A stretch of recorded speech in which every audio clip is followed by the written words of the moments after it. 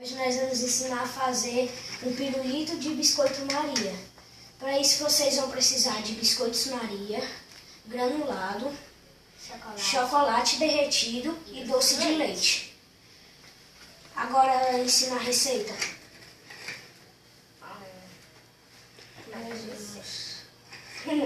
É só assim. Vai, Daniel, faça o seu. É bem fácil. É bem fácil? Ah, menina, bota doce de leite. Bota o doce de leite. Desse jeito aí ninguém escuta não. Bota o doce de leite.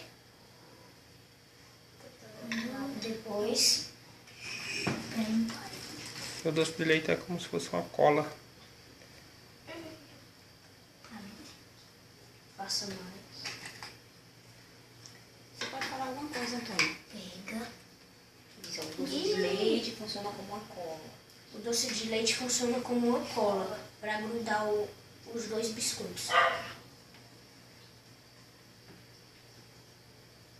Como? Depois a gente mela eles de chocolate. Tem que afogar assim, ó.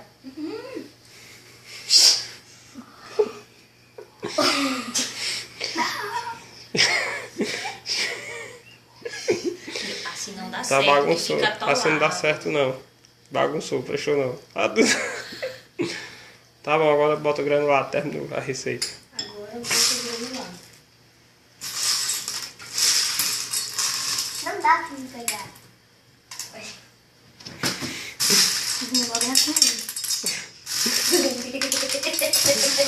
Pronto, sem nada não.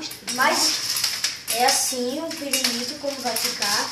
Mais vídeos como esses vocês só encontram nos tutoriais do Trio Criativo. Dá tchau. Tchau. Dá uma mordida. Diga assim, dá uma curtida aí. Dá uma curtida aí pra nós. Eu vou ficar só de